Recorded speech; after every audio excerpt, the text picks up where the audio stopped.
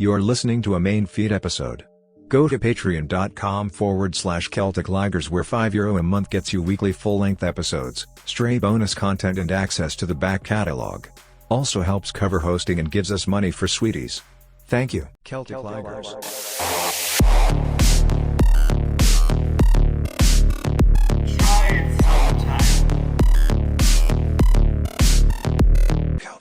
Recorded 12th of August 2024. Now coming to you in mono. They probably won't be able to tell because I'll have switched it to... I mean, I don't know how anybody's able to tell, if I'm honest. You should have me come out of the right here and you come out of the left. Sometimes I think about doing that as like a bit of a laugh, but I think it would... The people who get... When they get pissed off about audio quality, they get really fucking aggro about it, do you know? Yeah, someone was complaining to me. It's like, I don't encourage it, you know? And they were like... But also, I thought, you know when I go, oh, I'm going to the toilet, I always thought you took that out. Sorry, hold on. What? Can you make a joke? No, I'm in the middle of something. What's the joke? You're now recording mono a mono. All right. Anyway, so... Well... Tell me. You're now recording mono a mono. Oh, yeah. Anyway, who said that? So I just... What, were people annoyed? What happened? What was wrong with the audio? They were just like, oh, did you leave silence in and the sound of meat and crisps? Well, okay. It's not your fault. I would say that's not my thing, okay? First of all, I think those things add texture and they make it different to radio, okay? And I like that. But the second thing is... It's not my fault if James is eating crisps, okay? And I listen to the 3 hours that we record, okay? And I take out the bits as much as I can, and then if they're not that invasive, then I'm just like, fuck it.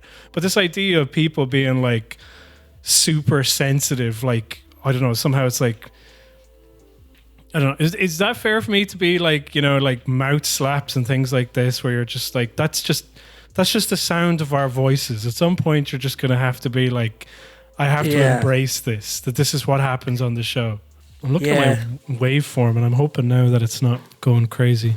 Yeah, I had to stop looking at my waveform because it's scaring me too much. Yeah, fair. I'll probably stop doing that as well.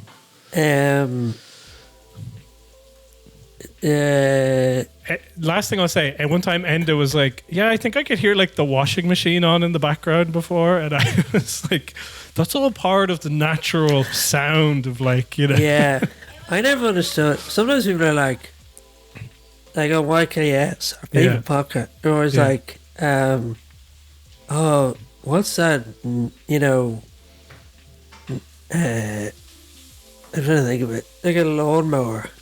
Yeah, I know. Yeah. And I'd be like, sorry, you can hear the lawnmower. I don't hear any. I also, you know, when you're in a shop or a cafe and they're playing music, I never hear the music. I mean, depends what type of music and how loud it is, but normally, just kind of tune that out. Yeah. Yeah. What was it? Oh yeah, your Kickstarter sucks. I had a funny one as well where he, like, you know, the sound of a carbon monoxide detector that needs the batteries changed. Yeah. He had that like installed on the soundboard, and then every so often he would be like pressing the button, and I thought it meant that somebody's detector was going off, but then I realized that the intervals were just so weird between the beeps that actually he was just every so often pressing it to drive people insane. And my parasocial relationship with them, like the last day, when they had the baby, I was like, "What the hell? They had a baby." I was like, in my head, I was like, "I must be mistaken this." I know.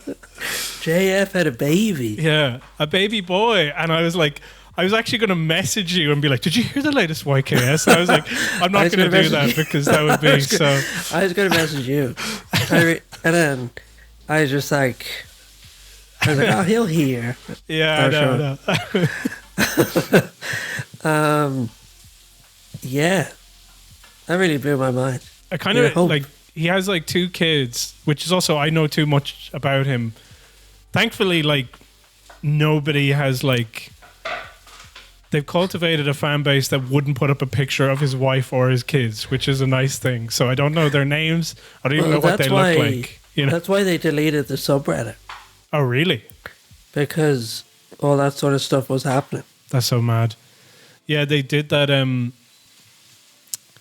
Red Letter Media, people will find their posts from when they were like teenagers, and they were having like fights with each other and just going like, yeah, Jay is a no talent hack, and I don't really. And then they're going like, I wonder how they made up after all those years. And they're just like, I mean, they're able to ignore it, but I think it's impossible to like stop, with that. But it is funny when people like, the way the Angry Video Game Nerd is just like a guy from New Jersey who would like walk past most people in the street. But I know that he has like 2 kids. And then one of the kids, there was difficulty with the kids. He was like, his wife was in like a hospital, and it created loads of like, it's all this stuff where it's like, why do I know that about this random guy in New Jersey? Do you know? I know. Like, I spent a lot of time thinking about like JF's wife. Because the way it's like her parents are Vietnamese. Yeah. But I don't think she's Vietnamese. She's adopted. Oh, wow. This changes everything for me. Yeah. My only sleuth thing, I was thinking about them as like, Yeah. Anyway, yeah. No. And then also another one that happened is that Mike Hale used to be married, and then he got divorced within the lifetime of the show. But when he lived with his wife, he had a pig called Pickles. Yes. And I think about this pig, like I was looking up if somebody was like, what happened to this pig? Where is this pig? Because it was so unusual to have a pet pig to me. Yeah. And then he talked about it all the time, Mm-hmm. And now it's like, what happened to that fucking pig, man, What did happen to that pig? I don't know. Who's the mother of Honey Boo Boo? Why, are you going to say that she ate it or something? No. You're going to say she is the pig? No, what happened is one time I was like, I know this is not good, but I wanted to know what Jesse Farrar's wife looked like, okay? Yeah. So I was just like Googling like Jesse Farrar, like wife, or like kind of various different variations on this. And then one of the pictures I found, I was like, aha, I see his wife in one of the pictures, but it was him with Honey Boo Boo's mother. And I just presumed that it was his wife for like a split second until I realized. Okay. Did you ever find out what she looked like? No, and I've now decided I don't want to know because, like, they are right. You're not supposed to know. Fuck off, I mean, every picture there was so upsetting anyway. Yeah. I think I'm satisfied with just seeing them and being like, I just want to, I can imagine what the rest of your life is like. It's fine. I can't. But actually, it was really funny. There was a clip on there, and I will stop talking about your Kickstarter sucks in a second. But like, they started putting the video clips up on Instagram. And they were talking about like, they actually did talk about how everybody says that they look ugly and weird and they don't like the way they look. And I was like, that's so funny because that's exactly what we do all the time. I wonder if we look weird to people. It depends. Like, a lot of people, when they hear your voice, not you, like one's voice, they make a lot of assumptions. And so even though you don't look weird, when you see it, it's like, no, I didn't want that, Like, yeah. I was with bands when I was a teenager. I used to get really upset seeing the lead singer of a band I liked. I was like, I don't want to know. This is not a good thing for me to see your face. Well, if anyone wants, the one person who listens to this and doesn't know us, if you want to draw, Gareth and myself, use AI to kind of cobble us together or something, and then send it in to celticligers@gmail.com. JF wife. There was a while there where he's been sort of dismissive about his wife. So I'm glad he's back on board. Yeah. Treat her right, okay? Yeah. I also like. Do you find this as well? Because we know that they live in Nashville, Tennessee. Okay. Yeah. And then when like there was a shooting in Nashville, Tennessee, I was like, I hope JF is okay. I hope Mike and JF didn't get caught up in this. You know. No, I was thinking that. I think we're both our superpower is like putting up with, you know, degrading quality of life. You know. Yeah. Well, that's like not optional. Do you know? Like I was going for a shower, Yeah. and it was just like a giant slug in the shower. Another one, and then it was like there's a mouse, and the place smells, and I was just like, this is really annoying. Yeah. And then I just sort of had to shower, you know. Yeah, I mean, I said it to you before, but like when I came down on the porch and there was a bunch of like tissues with blood and a bunch of needles and syringes in the corner, I was like horrified for like a day and a half. And then now I'd come down and go, oh man, Yeah, they should have taken that with them. It just becomes part of life, doesn't Yeah. it? I was really traumatized by it, and then I was not traumatized at all. I just remembering I went down with some Vanish spray to try and get the blood off of the wall to see if that would work. Yeah. And it only slightly did. And then I was remembering the thing about like baking soda. So I'd be putting baking soda on the wall to try and like, will that get rid of it? Wash But, with cold water, not hot water. Yeah, exactly. Do you ever hear that blood can be used as a substitute for eggs? That sounds horrible. In like recipes and stuff. I've never heard that, and it doesn't sound like that would It work is at true. all. Have you heard of a flax egg? No. Oh. Well, Well, I'm just talking about like with the idea of blood. I don't mean it would taste the same. Oh right. Okay. Well, then that's fine. Yeah. No, I believe that. Okay. It would just work like, you know, when you're baking a cake, Yeah. whatever an egg does. Maybe it's a coagulant or something, or I don't know. Yeah, blood does the same. Yeah, but you need like a lot of it, and it's just like, You don't need much of an egg, well, I do mean, you? a little bit of blood is. Yeah, an egg's worth of blood is, I suppose, it's a lot, isn't it? If you lost that, you'd feel pretty woozy. Yeah. Yeah, but an egg to a chicken is blood to a human. Yeah. Makes you think. Did you watch the Olympic closing ceremony? I saw a picture of Tom Cruise. See the picture of the gold guy? No, I didn't see any of it. I didn't see Look him up. gold guy. I don't know what he's called, but it was very weird. It was like, you know, I don't know the usual like French middle-aged bands and stuff. And then the guy from Vampire Weekend was there. Because I think they handed over to the Americans afterwards, isn't it?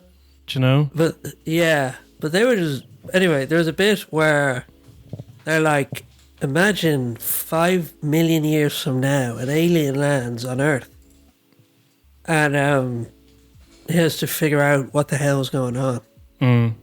And then this like gold guy comes down from Yeah, I'm looking at him. and he's just like, well, let me just say they should have put him in the breakdancing competition. It, like this might be a deep cut for somebody, but it reminds me of Spider-Man Turn Off the Dark, you know, the musical they did of Spider-Man. Did you ever watch that? Like, as in, like, What it do you was think? well, I haven't seen it, but it was directed by Julie Taymor, who was on the flight logs, and it was also the music was written by Bono and The Edge, and a bunch of people kept getting injured on it, and it just was like hemorrhaging money, and eventually it wasn't selling any tickets, and then what's that show with David Letterman? Was it the late night or something with David Letterman? I don't know. The Tonight Show with David Letterman. But they had to do a big musical number to try and be like, hey, please go and see the show. And anyway, it didn't help, I don't think. But the Green Goblin in it looked like this gold guy. David Letterman is cool. Yeah, I'm not sure. I think he's good. I have this weird thing with him because do you know Harvey Picar from American Splendor used to be a guest on his show, and Harvey Picar used to go on and be like, at one point Harvey Picar was talking about how I think that NBC had been bought by a Saudi conglomerate or something like this. Yeah. And then he was also, because basically the idea is that he was a guy from Cleveland who seemed like just a normal guy. So like David Letterman would have him on and would just be like, you know, oh, look at this doofus. But then Harvey Picar was like, well, I don't mind going on. I can kind of hold my own, and then I can kind of sell my, you know, pitch my comic books and stuff like that. But then he kind of got tired of being invited on the show as a bit of a punching bag. So he started to talk about things like the Pages strike, which David Letterman was like not abiding, like he wouldn't comment on the network and stuff like this. And there was a bunch of issues like this. And eventually, anyway, he lost his temper with Picar, and he goes, you know, we invite you on here to promote your Mickey Mouse comic book. And he's just like completely laying into him, and he's just talking about how he's being disrespected on his own show. And it really changed. I couldn't like take him seriously after that. I was like, because I think that's what I like about him, is he's so ratty, you know? Yeah. Well, I always liked him because he was aloof, but then the fact that he could get so angry about like this kind of idea about like, oh, this show, you have no idea how important it is. I was like, oh, you're a loser. This is a stupid show where you come on and ask Jennifer Aniston about why she's afraid of duck fat or something. Do you know what I mean? It's stupid. I think I just like that he's a bully and he is ratty. Yeah. You know what I mean? Yeah. Like, I don't think anyone else would let themselves get rattled like that. Yeah. I also like when he cheated on his wife, and then the lady, whoever he was cheating on with, was like preparing to extort him or something. And he was like, just to get out ahead of this, I cheated on my wife. Yeah. And then he just continued to have a career and have people respect him, you know? Yeah. I like, you ever watch the videos of him going on, you know the way he like loved Frank Carson? Yeah. His name? Johnny Carson. Johnny Carson. Yeah. Frank Carson is the guy from Belfast or somewhere. He like loves Johnny Carson. And if you ever watch him going on to Tonight Show with Johnny Carson, it's very strange. So is he really nervous? Yeah. And he's really like, he's not a very good stand-up, and he's not very good at doing like bits. Like when he's not bullying people, he's not as interested. Yeah. I love him. I remember he interviewed Obama. Yeah, that was the other thing when you come back and it's like, you know, the power of chat shows where I'm just going to select a bunch of people that I want to sit down and have a conversation with, and he's just like, again, flattering them, and it's just kind of nauseating. But I always loved how he loved Norm Macdonald as well, and he would like appear on all of Norm Macdonald's various projects. It's very interesting to me. Just like, and also that Norm Macdonald was like, it's because you could see he could be kind of enamored with people, but he was also like unflappable, you know? So he'd be there with people like Larry King, and he would just be like able to completely drag them, but in like kind of, not in a mean way, you know? Cast iron grilling grits. Iron.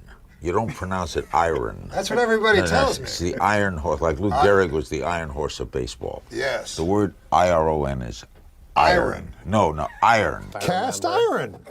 Iron? Cast iron grilling grits that are kidding when you say iron? You know what? Don't be like fucking Larry King. That motherfucker, I say iron, and he's up my asshole for fucking 4 days. He's just so... just the funny idea of talking to Larry King like that is very funny to me. Because he seems like somebody who you should be like respectful of, even though like you shouldn't. Well, he's so old and frail. Exactly, and just be like, fucking Larry King jumping up my ass. I wish I had like a sensory deprivation tank I could record in. Imagine if we were just side by side in a like just avoid. recording this. It'd be so much better.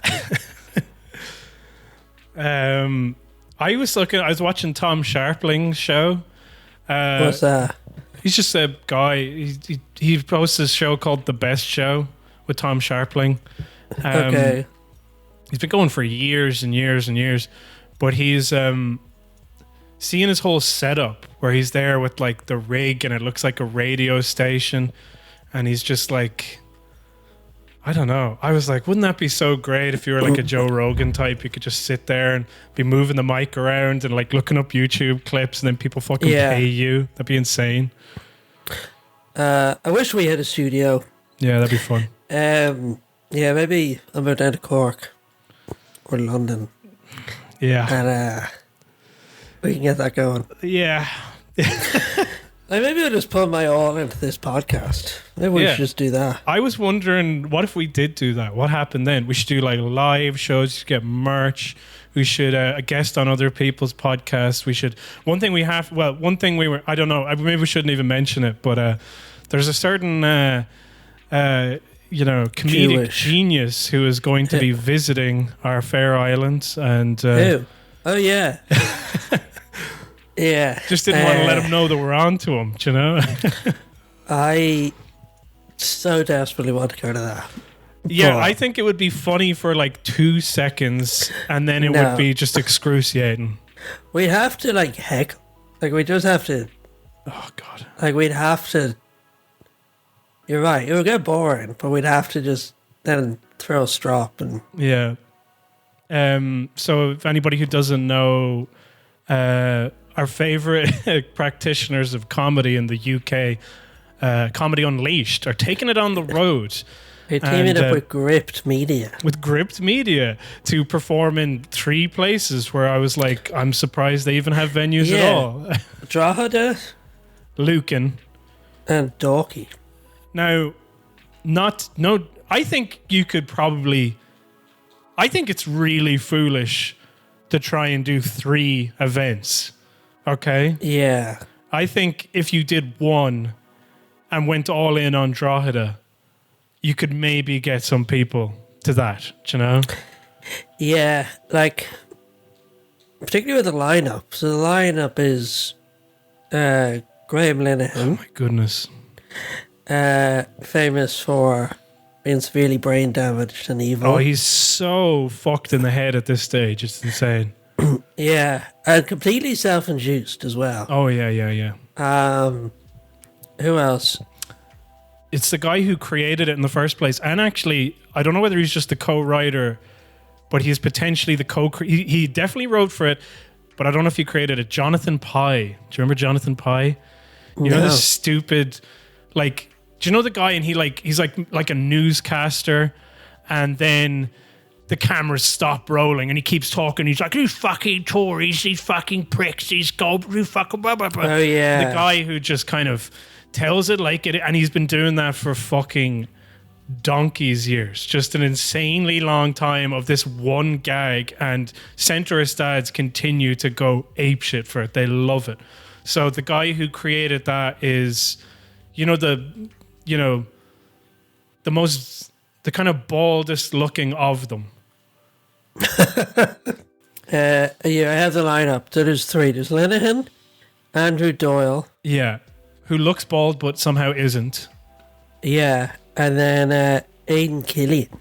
Yeah, who we've talked... Shanachie himself. You brought him up on this podcast. I was introduced to him through you on this podcast because he was famous for breaking lockdown rules and just, the storyteller that would go around. Yeah. He sort of became notorious for... he was like, I was in Belgium.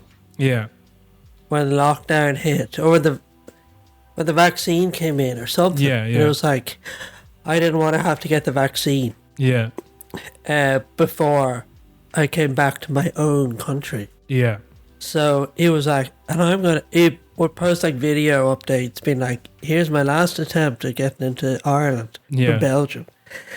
I think that he claimed he snuck aboard a boat. Yeah. I wouldn't be surprised if he just got the vaccine or got the cert, whatever it was that was needed. And then, do you remember performed at that gig with Dolores Cahill at her castle. Yeah. the disgraced UCD science lecturer or whatever she was. Yeah. Or she wasn't even a science lecturer. That was the thing where it's like... She was a scientist. Oh. Wasn't Dolores Cahill. And then she got thrown out of the election centre. Oh, yeah. That was such a great election. Do you remember? Like, none of them was scary. It was just... It wasn't like the locals where... Yeah. What was his name? Fat Puss badly got in or whatever. Or like, what the fucking guy, the other dickhead, Ross Lahive, where it's like, oh, this guy could get in and he's a fucking evil. Now, this one, it was like Dolores Cahill. And then, do you remember Justin Barrett turned up with the bodyguards? With his entourage, yeah. That was so good. Yeah. And then, loads of people like that. James Gagan, and there was a Dublin Bay South by-election when Owen Murphy left his seat. And what I think Owen Murphy, nobody talks about it, but I'm guessing he's in the private sector doing something. Yeah. Yeah, but then there's that comedy gig where it was like, your man Viper, the Viper was at it. Viper was, no, he was there in a looser capacity. Yeah, well, that's still up for debate. There was a thing about, like, was he taking the piss out of them or was it sort of affectionate? I think it was that sort of like, I don't know. I felt like he thought it was mad, but not bad. Yeah. You know what I mean? I think I agree with that. Yeah. And there were like a couple of Dublin comedians at it as well. Open mic comedians. Yeah.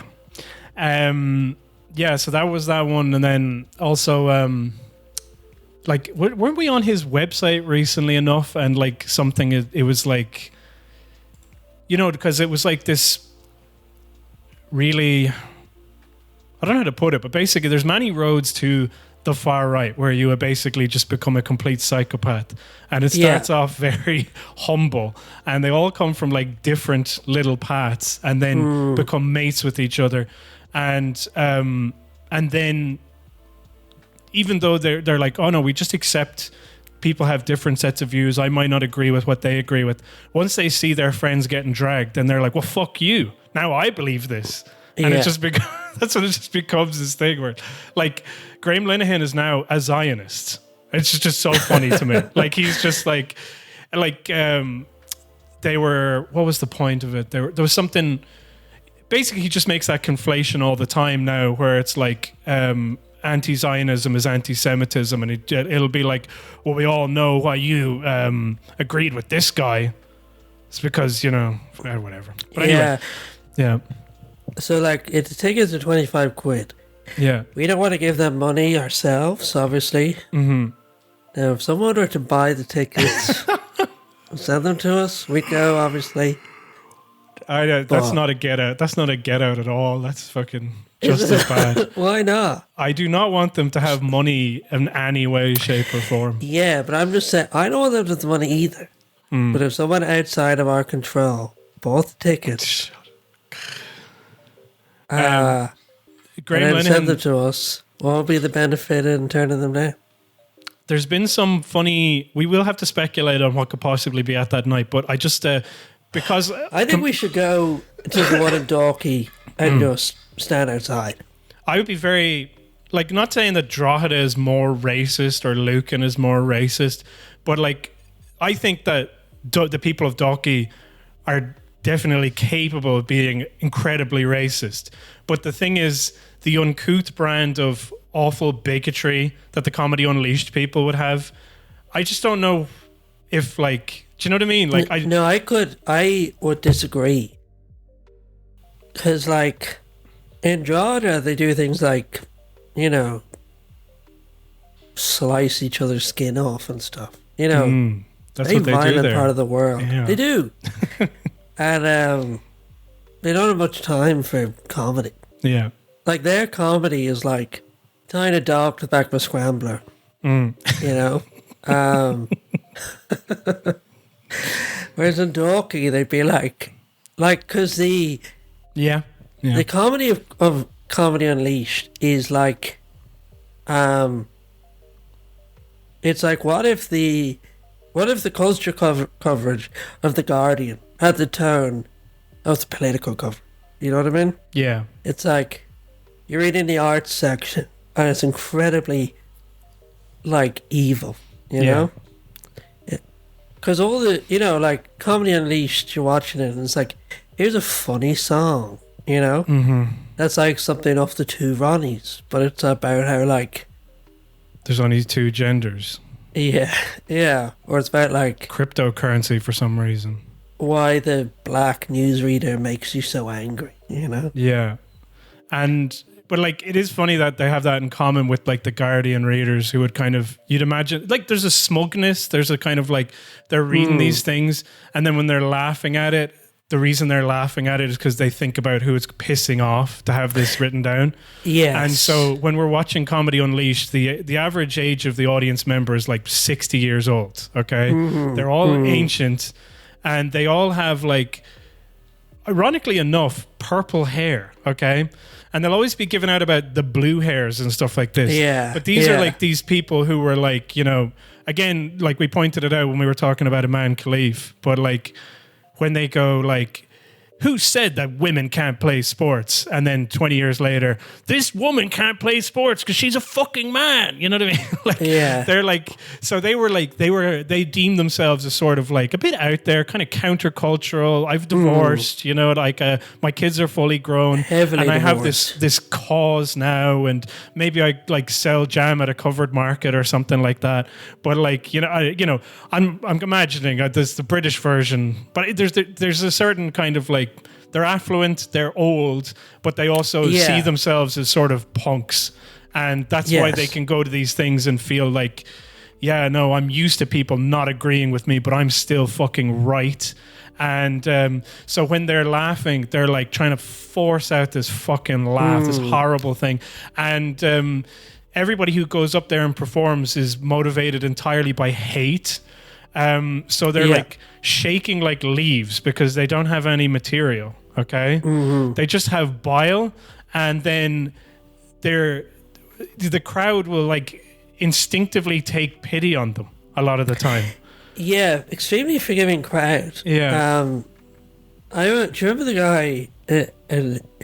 He's like the Spanish. He's Italian. Like the Spanish guy, the Italian guy who doesn't speak English. Like, his level of English is so poor. Yeah. And you think they'd hate the immigrant who doesn't speak English, but they love him. And he's just like, he's part Arab as well, isn't he? Well, you think he's Iranian? Sorry. Yeah, like you would not think they'd like that. No, but it's like an Uncle Tom type thing. Because he gets up there and he drags the shit out of people in the Middle East. He's just like, we are all back to, muck savages and stuff. Obviously not me. I'm in the club and they're laughing along with them. Does he do that? Yeah, he did do it. Stuff was just about how horrible women were. Well, there was one time where he started talking about Palestine recently, and it was pretty hideous. And also he's anti-choice, so he makes a lot of mileage out of that. And well, he doesn't really make any mileage out of it. It's just But now in America, Planned Parenthood, they are coming with mobile abortion clinics. They are using these RV wagons, turning them into mobile abortion clinics, driving close to the borders of the red states, trying to lure pregnant women to these clinics. I mean, that is some serious commitment, isn't it? Right? These people must really, really love killing black babies. Because they're all black. Mostly, every second black baby in America is aborted. Did you know that? I mean, you can try. Wrong laugh, but... Okay. My favorite guy, though, I think he's both our favorites. The Show Me the Way to Ancapistan guy. Dominic Frisby. He's so incoherent. It's like, say with Graham Linehan, you can tell who he hates. Yeah. You know what I mean? Yeah.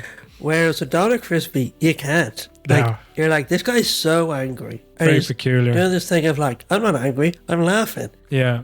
But you just don't even know what, like, he's laughing at. Yeah. Like, what was the one where he got the guy from HSBC? It was a Halifax ad. Famously, there's like this, this black guy who wears like really thick lens glasses in the Halifax ads, and then they did a song about how there's. It used to be that there were only two genders, and now there's all sorts of shit. And also, you can't pay women a compliment and all that type of stuff. And, there's just too much going on. And then for some reason, he's hired the Halifax guy. He's without a doubt my favourite.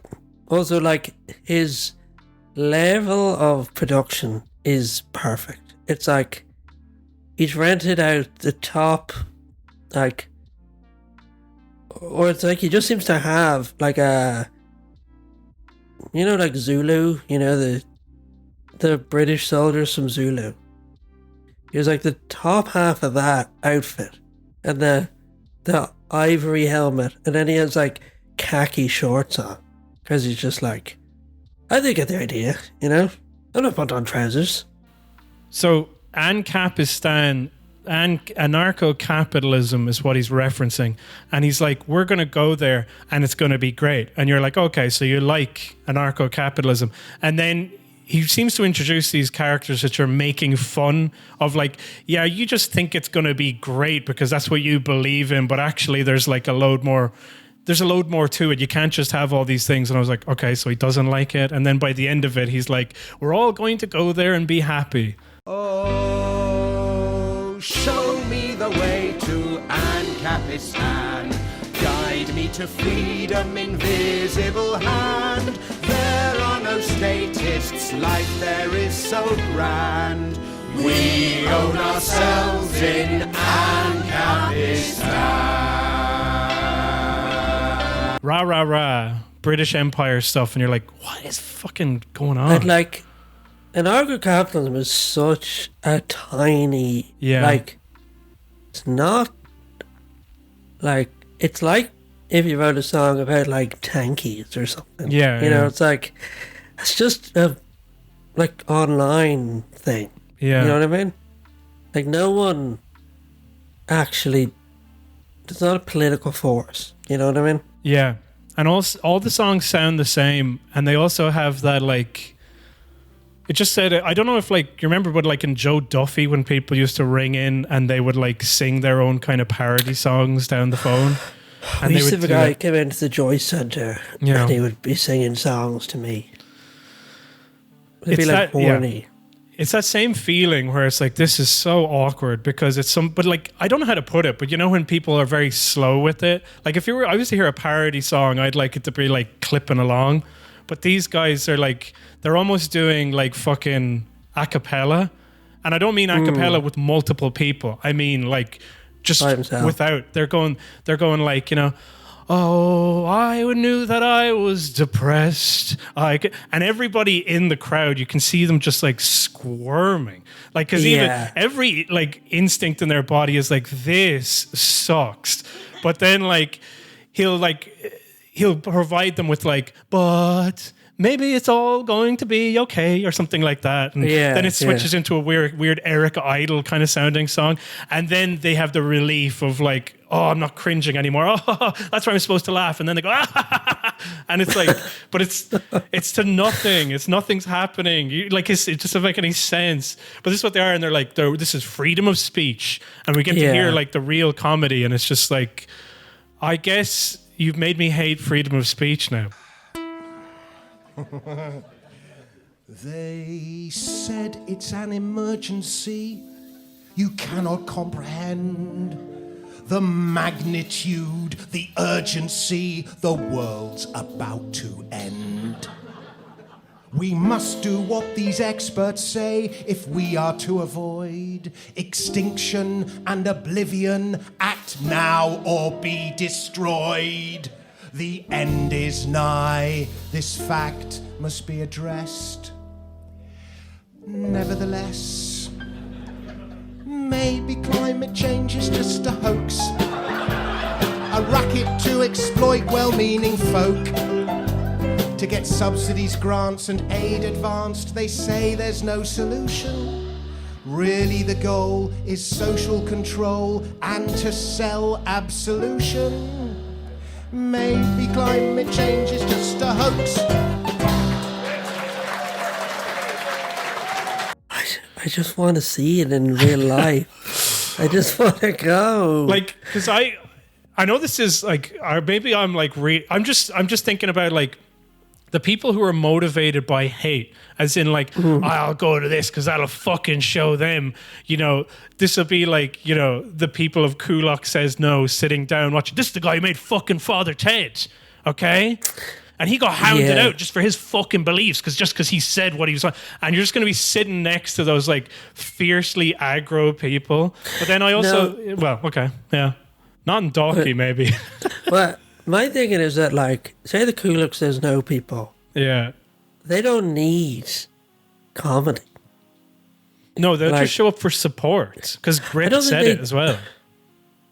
Yeah, maybe because Grip are involved. Yeah, it's true. I was like, they're out there doing it. You know what I mean? They don't need to be supporting comedy. Yeah. Maybe they will. I think I just want to see that as well. Like, even just like, just seeing those cretins trying to laugh at Graham Linehan. Like, remember we watched the clip and it was Graham Linehan doing stand-up. And like, gets on stage, standing ovation. He mentions trans people, standing ovation. And then he's like, going on a diet. And he just went off and was trying to do like material about losing weight. Yeah. And they were just like, this isn't about anything. And then the last 4 minutes are him like voice quivering, just going like, and it's obviously been a very rough couple of months. So thanks, Helen, for supporting me throughout this and being here for me. Not his wife, Helen, by the way, his ex-wife, some fucking crazy lady who is just in all of his posts. And they're like, oh, just clapping and whatnot, and you know, and just like very supportive of. And then he starts promoting his fucking book. Do you remember that? Yeah. But I just like it remind like, because I think people in Ireland, particularly, I'm making a lot of assumptions, so sorry if I'm coming off as offensive for just being like, I guess it's just like, okay, imagine the Halfpenny Inn, okay? And somebody comes in, and at the time they would have paid like €12 and they have a job. I had €12, nothing to me. It's, you know, I'll just sit in here drinking with my friends. Somebody's going up there trying to do their first ever set, and I'm just going to be talking at full volume with my friend, and I don't give a fuck at all, do you know? Yeah. And then it'll be like, you're not making me fucking laugh, comedian. Do you know what I mean? Mm-hmm. And then there's another one I remember where like Mark Maron, it's actually a very funny artifact, him talking to Des Bishop about like, well, you're American, how come they like you and they didn't like me? And then Des Bishop is like, well, basically just having to explain to him, is like, nobody really wants to hear about your divorce, do you know? You have to actually, like, you know, that whole kind of confessional, like, yeah, well, it's tough when, you know, your parents got divorced. I was quite young. I was 45 years old. You know, my ex-wife is always saying I'm neurotic, you know, and this is what happens when you know, come from a Jewish household. And it's just like all these people in Kilkenny just being like, what the fuck are you talking about? Do you know? Yeah. What? I just want to see that. It's just, there's so much going on. It's like, I'm wondering like what the crowd is going to be like. What they'll be like, because Graham Linehan will be doing that, and he'll be like doing like, wow, thanks for showing up, and like obviously, you know, we'd love to do it in the centre of Dublin, but you know, they fucking wouldn't let us, and he'd be getting angry, and then he'd be doing his bits, and then like the people just be like, why wouldn't they let you do it? Like the most online, like 50-year-old in Ireland, they don't have a patch on like the average 50-year-old in England. You know what I mean? Yeah. Like the levels over there are just off the charts. You know? Like, say with the whole, I'd say if you went over to England, loads of people that age would have an opinion on wasn't it? The Algerian boxer we were just talking about. Yeah. Whereas I don't think anyone in Ireland.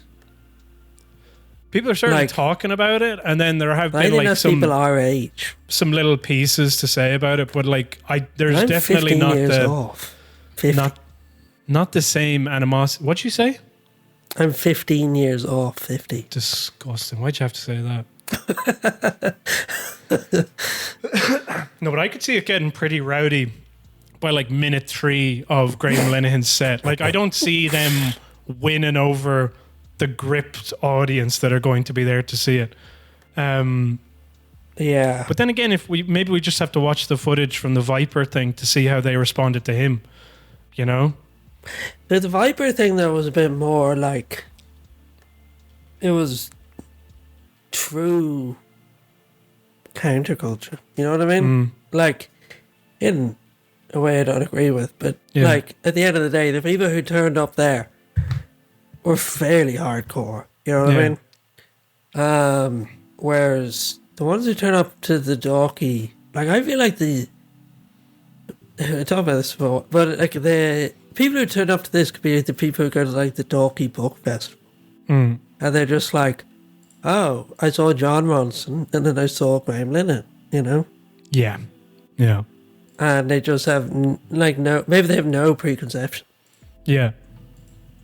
And like imagine it was half that crowd, and then half the like Drogheda like skin and old person alive. Yeah. You know? What would that be like? I don't know. I'm really like, I'm not sure why they're doing it, and the locations that they're doing it in make fucking no sense to me at all. I think if you had the creator of Father Ted organized by Gript and you put that on in Clonmel, it would just be fucking wedged. Yeah. Do you know what I mean? Yeah. And that would be like the optimum place to put it in my... but then when you go like, we're going to go like Woodstock, like. But just be like... It'd be like when the Pope said mass. You have to put it in a fucking field. Do you know what I mean? Like take in everybody. Like, and They'd have them on the altar. And they wouldn't be like violent, committed racists that are actively burning down hotels. A lot of them would. Well, I don't know if they'd be. I don't think that they're like diehards in the same way. That's my maybe I'm being. I just like. Tipperary is like if you made Drogheda into a county. Do you think? Yeah. Yeah. No, I think that they're fucking oafs, honestly. They're a little more simple, to be honest. And I'm not saying that because, they're from the fucking, the boonies, the back of beyond, you know? Yeah. I'm just saying that because, actually, I'll read this article now, even though I was planning to read it later. This one's very funny. And it's from Tipperary, okay? Locals in Tipperary told to carry out dubious citizens' arrests on asylum seekers, okay? By who? Huh? Who told them to do that? Oh, we'll get to that. It's so there's some sort of meeting, it seems, and somebody from the Journal was present, and then just took down their conversations. So you get to see them like talking amongst themselves about strategy, and it's incredibly grim but very funny, I thought. At a meeting held in the locality last week, up to 40 residents of the West Tipperary village met to discuss tactics to halt the housing of asylum seekers at the Dundrum House Hotel in the coming weeks. The meeting followed a failed attempt at the High Court to block the housing of international protection applicants in place of Ukrainian people. The Journal heard protesters at the meeting outline their efforts to pressure the hotel at the centre of the dispute to row back on its decision to provide accommodation to the international protection applicants. Some GAA members are also pressuring their clubs to boycott the hotel's golf course over recent months. Fianna Fáil councillor Roger Kennedy told the Journal that he believed the Dundrum community is entrenched in its views and won't provide the same goodwill it showed to Ukrainians to IPAS applicants who are due to be sheltered in the area. He added that he believes the protest may, similar to scenes in Coolock, Newtown, Mount Kennedy and Roscrea, turn violent over the coming weeks. Okay. So The Journal offers who this hotel is owned by first before they get into the meeting. The hotel, which sits on a 220-acre site that includes a golf resort, is owned by a Steelworks Investment Limited. The company is run by American businessman and former Morgan Stanley banker Jeffrey Leo. Last month, the group made up of mainly Dundrum residents lodged 230 affidavits with the High Court complaining about the housing of asylum seekers at the hotel. However, it was roundly rejected by Mr. Justice David Holland, who said the application by residents was claiming that international protection applicants were, quote, more likely to be burglars than those staying as guests at the hotel or Ukrainian refugees. Refusing the injunction, the judge said he would lend no weight to that assertion. Members of the protest have told the Journal they want to see the building returned to commercial use rather than seeing its beds housing asylum seekers. The hotel had not traded in recent years prior to the war in Ukraine. The golf course on the premises has remained open for business. So I find that funny where it's just like, no, we want it to go back to like housing a different type of foreigners who'll give us money. Yeah. Okay. And then the other thing is, and the way it's like of course the golf thing is still open. And then to just appeal to them and go, hey, all of these kind of rich pieces of shit, okay? Stop going to that golf course as a way of protest to show that you're against the migrants coming in. Rather than like we said in the past, just like, why don't you just fucking take the hotel? Do you know? If you were like, this hotel is an important part of our community, well, then I'm just fucking taking it. You don't have a say. You left it abandoned, do you know? Yeah. Obviously, I don't have a problem with being asylum seekers being housed there myself.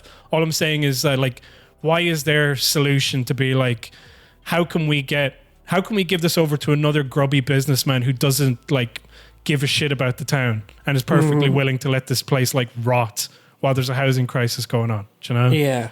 But anyway, here we go. The public meeting. One speaker at the public meeting, Patrick McGreal, a Westmeath man who represented the community in the failed injunction, encouraged residents to carry out citizens' arrests themselves on asylum seekers arriving to be housed in Dundrum. McGreal promotes himself as an anti-corruption campaigner who has set up a GoFundMe page to, quote, legally pursue state employees and their legal representatives for violating our constitutional rights. At last week's meeting, he told the gathered crowd that citizens' arrests could happen in situations where Gardaí may try to escort asylum seekers through a blockade at the hotel gates. The community hall heard this could be based on the, quote, reasonable belief that the people on the bus have committed a crime, citing media reports about asylum seekers not carrying identification. There's a reasonable assumption that a lot of asylum seekers that come into Ireland get rid of their ID cards. That's been broadcast on the radio. It's been broadcast through newspapers. It's been broadcast by TVs, McGreal said. The meeting was attended by local protest organisers and elected councillors. There were no representatives present to speak on behalf of asylum seekers. What was it? This is the bit, though, that I thought was funny. One organiser of the local protest welcomed the proposal, saying it could be worth it as a peaceful delay tactic to halt the housing of international protection applicants. McGreal falsely added that any bus driver would also be breaking the law by contravening the moving of people into the state through his work. He said local residents were within their rights to stop the bus transporting asylum seekers, but added that would not mean forcibly getting onto the bus and that they are not going to hurt anyone. The guards aren't going to let that happen, McGreal said. They are going to hurt people. McGreal's claims drew derision from one local councillor, and for a moment I was like, oh, we have a ray of light here. Liam Brown, an independent, who was elected... we should hurt them. Yeah. He was elected for the first time in the local June elections, said McGreal and others needed to be careful with their language. I'm going to have to stop you there, Brown said. A bus driver has not brought people into the state. They're moving people around the state. Brown, who said he was against the housing of asylum seekers in Dundrum Hotel, warned that locals can't hold such suspicions about new arrivals in Dundrum. I wouldn't quite call that derision. It's more just a minor clarification. But this bit here is, I just thought Rigo says this, I want to use legislation that will work. If I can pick that out of you in 5 seconds, then it won't last in court. If we try to make a citizen's arrest at the gates of Dundrum, it'll be thrown out of court. I just love these stupid people who think that they're smart. This guy's like, no, these bus drivers are driving people into the country. It's like, careful. If they get you on the stand and you say something like that, technically they're not driving them in, they're driving them around. And this is the type of thing you need to think about, because I was watching Law and Order and that's how they got him the last time, do you know? Yeah. If you'd trip you up, like, do you remember we were watching like Quiz Zone? Do you know what I mean? It's that same sort of like they're children, but like that same sort of like intensity, but also being incredibly stupid is just like a Quiz Zone thing. It's like, Cleaner, run faster than you can when you go in there, okay? Don't run as fast as you can, run faster than you can, you know? Yeah. You have to put in 110% clean. Yeah. I don't know. What is the capital of Belgium? And they're like looking through the books. The internet is turned off for this round. Oh, no. Oh, she's run straight past the mic, the thing. Oh, no. I know. I love these guys. Like, they've heard the term technicality. Yeah. And they're just like, that's a technicality. Yeah. And they'll get you on that. Or they'll let you off. I don't know which one. Just like fucking the dumbest people ever.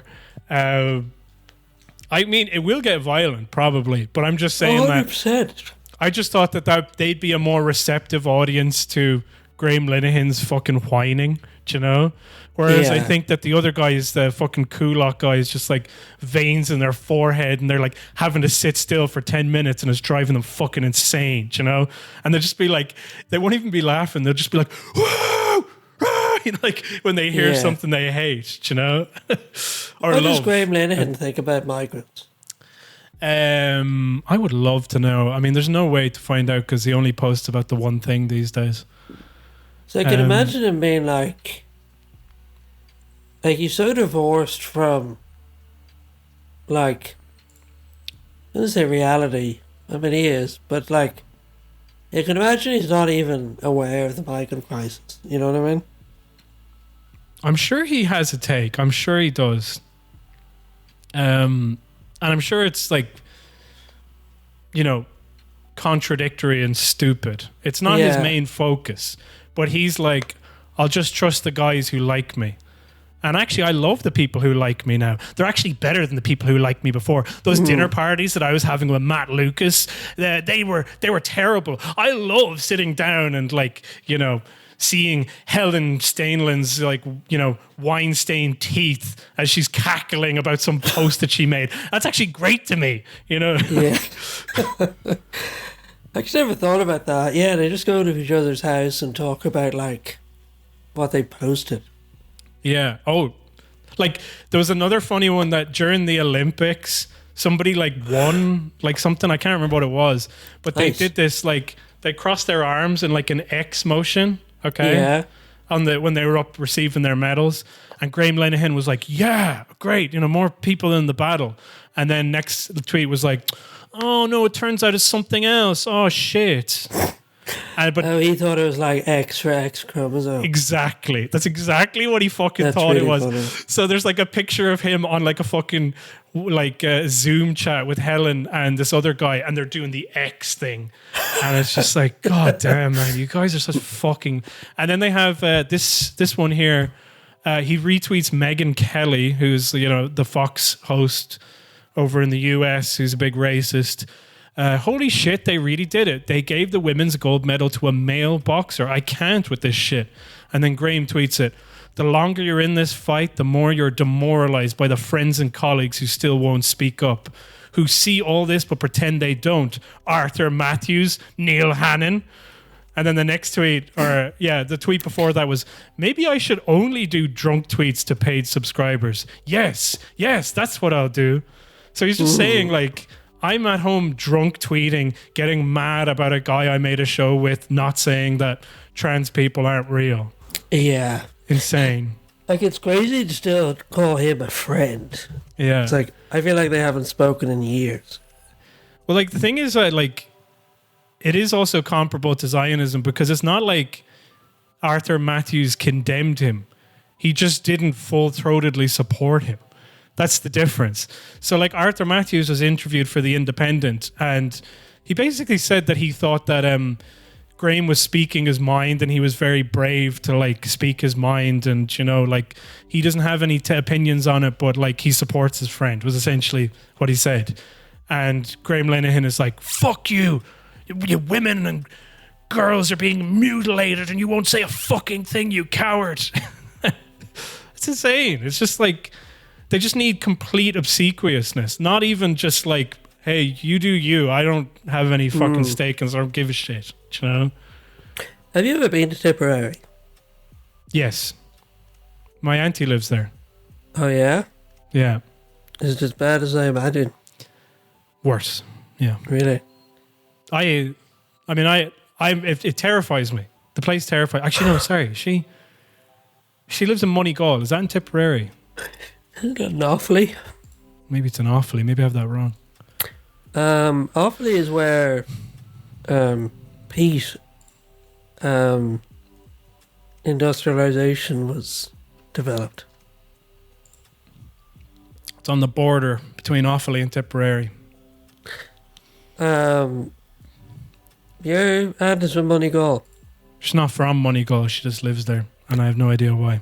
How did that happen? Beyond me. Okay, like it's such a. I told you that like I put up on Facebook. It's a long time ago now. You know, like God, I'm really bored, and I was like 21 or something. She was like, "Come to Moneygall. Obama's from here." That's what she said. Really? Yes. Did you get? Did I say that before? I thought I must have said that before. That's exactly what she said. She said, "Come to Moneygall. Obama's from here." No, she said, "Come to Moneygall. Barack had a great time." Oh right. Still. Yeah. Barack Hussein, insane Obama. Jeremy pulled a pint Guinness. Yeah. And that was before the Guinness connoisseur was giving out his patented Guinness pouring certificates. Will